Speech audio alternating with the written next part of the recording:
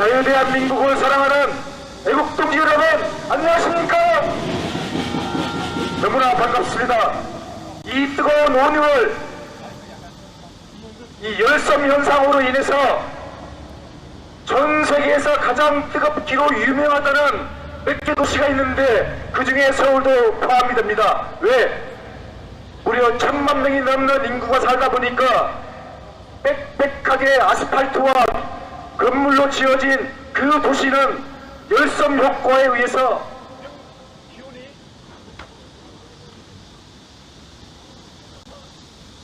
여보세요? 네.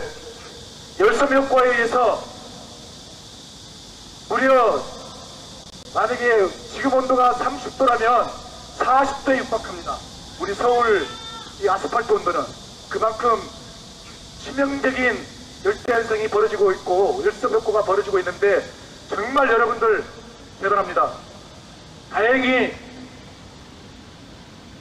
서울의 심장 한가운데는 청계천이라는 곳이 있었죠. 이걸 이명박 대통령이 정말 구국의 일단으로 청계천 고가도를 없애고 청계천을 복원하는 바람에 대한민국의 서울의 평균 온도가 2.7도가 낮아졌습니다. 이건 엄청난 일입니다. 그 청계천이 뚫리면서 바람길이 형성이 되고 물길이 형성이 되고 정말 대단한 환경 복구 사업이었죠. 다시 한번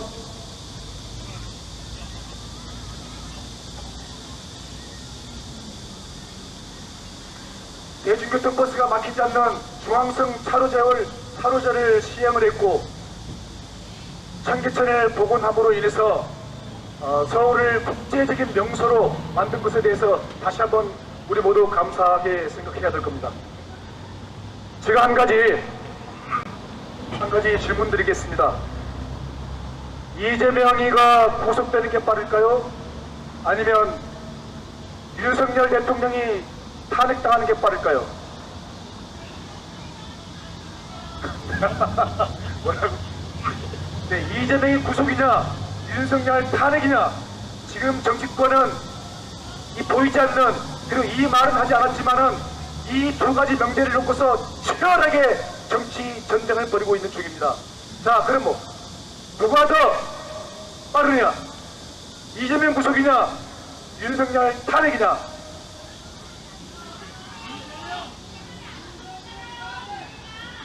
지난 7년 전에 문재인 정부가 탄생이 되면서 고위공직자 5대 원칙을 세웠습니다. 문재인 정부에서 그 5대 원칙은 1. 병역비리, 2. 세금 탈루, 3. 부동산 투기, 3. 위장 전입, 4. 논문 표절. 이 5가지에 해당되는 사람들은 누구 여하를 막론하고 고위공직자에 들어오지 못한다 하고 문재인은 배수시를 쳤죠. 얼마나 좋습니까? 범죄자를 키우지 않겠다는 뜻 아닙니까? 군대 안 가려고 남자가 병역을 비리를 저지르고 돈을 벌어먹겠다고 세금을 탈루하고 또 부동산 투기로 해서 벼락부자가 되기를 원하고, 그 다음에 부동산 1가구 20대뿐만 아니라 위장 전입을 해서 자기 아이들은 강남의 학교를 보내려고 하고, 그 다음에 대학 교수들 대학 박사학위 받을 때 논문을 표절하고, 이런 자들은 절대 고위공직자에 앉히지 않겠다 하는 게 문재인의 원칙이었습니다. 그런데 어떻게 됐습니까? 이 5가지 5대 원칙에 위반되는 사람들을 제가 한번 이야기해 볼게요. 이낙연 국무총리 몇 개를 위반한지 아십니까? 총 4개입니다. 이낙연은 병역 비리를 제외한 나머지 전부 다 위반했어요. 그 다음에 강경화 법무부 장관 4개를 위반했습니다. 그것도 100획들을 빼고. 그 다음에 김상조 공정거래위원장, 장관급이죠. 이자 또한 공정거래를 앞장세우면서 실은 뒤에서 뒷국문위에서 온갖 위법을 저지르고 세금을 탈루하고 위장 처리를 하고 부동산 투기를 하고 논문을 표절했던 것입니다. 또 김현미 국토부 장관은 어떻습니까? 무려 3개나 위반합니다. 유영민 장관은 어떻습니까? 글자 또한 3개를 위반합니다. 그 이외에 2가지, 1가지를 위반한 자들은 소두룩합니다. 그러나 문재인 정권은 그들 모두를 고위공직자에 앉혔습니다. 가장 끝판왕이 누군지 아십니까? 이 5대 비리를 전부 다 저지른 자가 있습니다. 바로 초대 방송통신위원장 이효성 방송통신위원장 장관급입니다. 이 이효성 이자는 세금 탈루는 물론, 위장 제립은 물론, 부동산 투기는 물론, 군대 병역 비리는 물론, 업무 표절까지 이 5가지를 싹쓸이한 오관왕에도 부족해서 무려 10여 가지나 되는 비리 백화점의 트렌드 슬램을 달성한 인물입니다. 무려 10여 가지에 이르는 비리의 덩어리인 이효성 언론방송통합위원장의 이효성 위원장을 더불어민주당은 더불어민주당은 통과를 시켰고 문재인은 재가를 내서 임명을 강행하고 맙니다. 그 다음 후임으로 한상혁 방통위원장이 또 들어오죠. 자, 지금 최근에 어떻습니까? 저 며칠 전에 보고 깜짝 놀랐어요. 왜냐, 지금까지 대한민국의 삼권 분립, 입법, 행정, 사법을 통합 이 상권을 장악한 것이 누굽니까? 바로 종북 좌파 세력들입니다. 주사파 세력. 특히 언론방송 노조는 빨갱이들인 주사파 세력들인 민주노총이 장악한 지 수십 년째입니다. 이미 KBS, MBC, 제가 KBS 언론 방송국 출신입니다.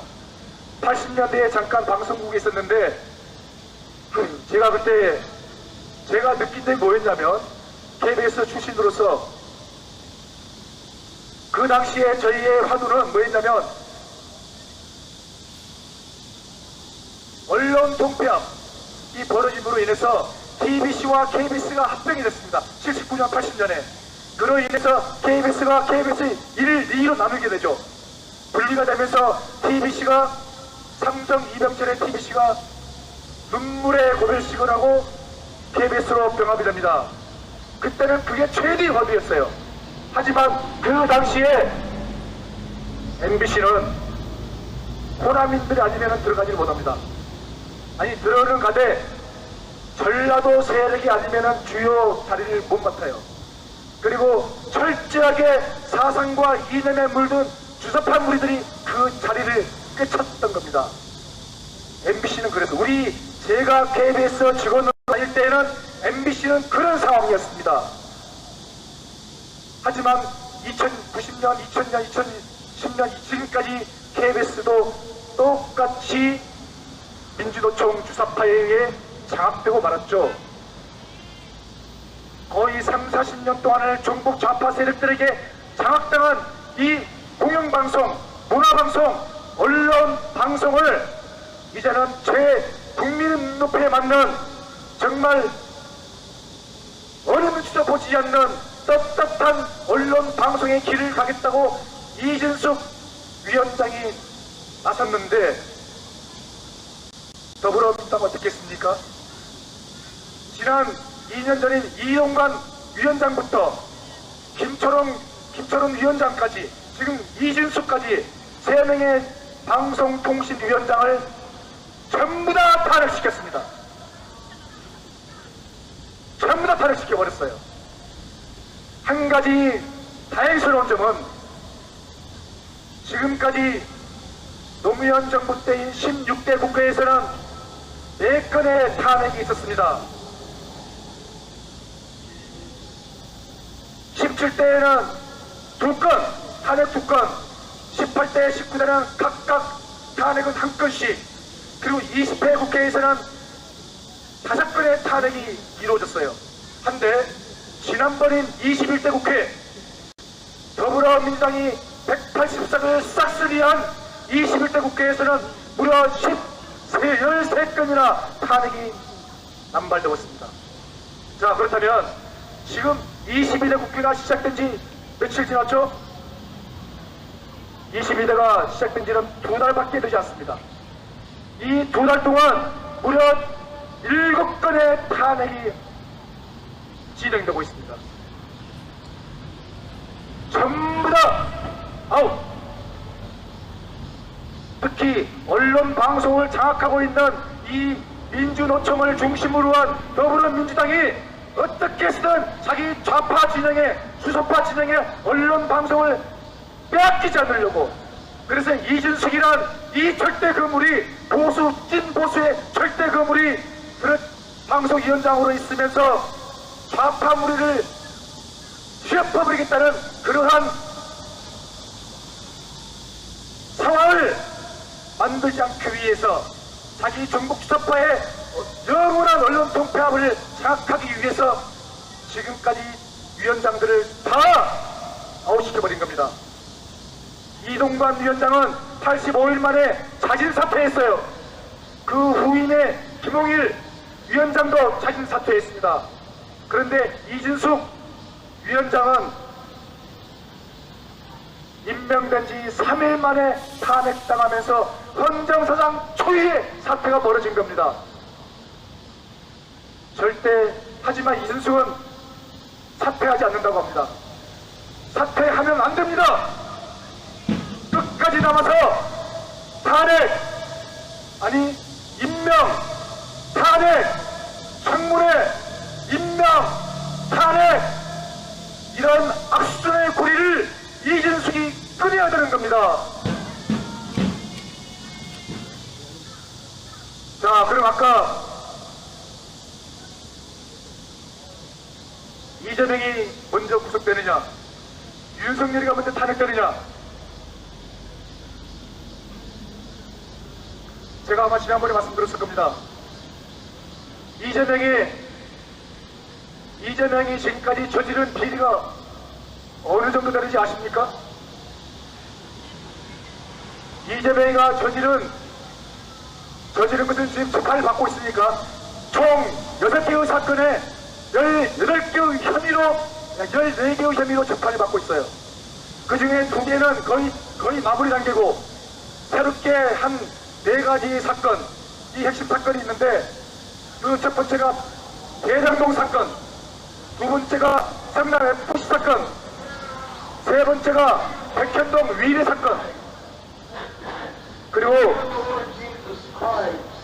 4번째는 쌍방울 대북 송금 사건 아시죠? 대장동 사건이나 3개의 사건은 서초동 법원에서 재판을 받는데, 쌍방울 사건만 저 수원에서 받고 있어요.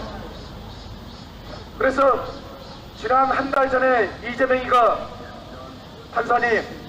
판사들아, 나 이거 일주일에 2번씩 재판받느라 너무 힘이 드니까 수원까지는 죽어도 못 가겠다.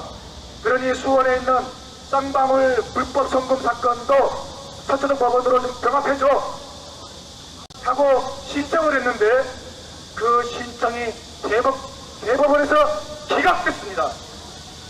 이건 천만다행입니다. 왜?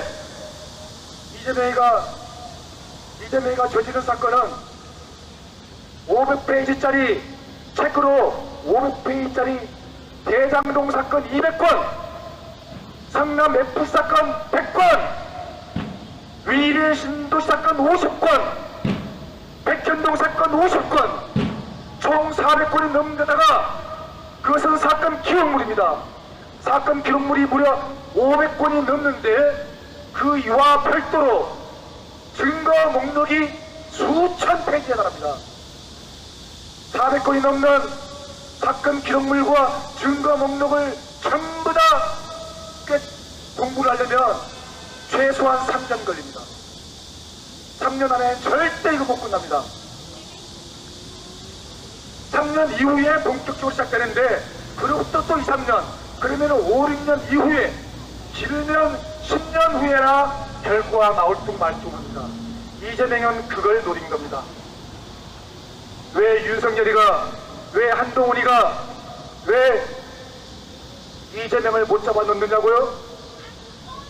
이재명을 못 잡아놓는 게 아닙니다. 너무나 많아서, 저지른 범죄가 너무나 많아서 무려 500페이지에 달하는 책이 400건, 500건이 넘어서 못 잡아넣는 겁니다.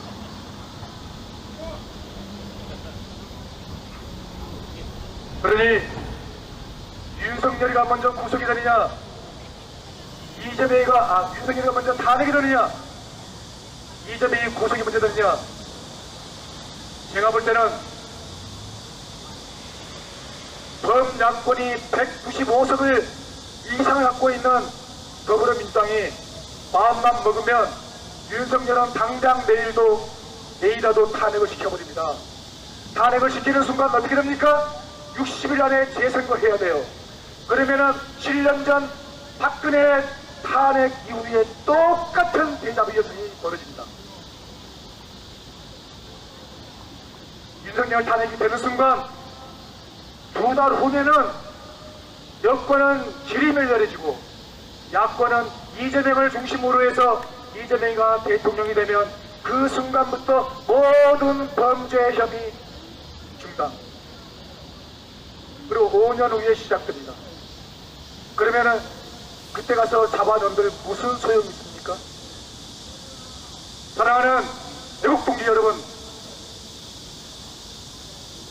우리는 여야를 가리지 않습니다. 그리고 좌파 우파, 제가 지난번에 좌파 우파 중요하지 않다고 했죠? 왜 중요하지 않냐면 지금은 좌파 우파란 그러한 캐캐 묵은 것을 따질 때가 아닙니다. 지금은 자유대한민국 세력이냐, 자유대한 반국가 세력이냐, 그걸로 나눠야 되는 것입니다. 감사합니다.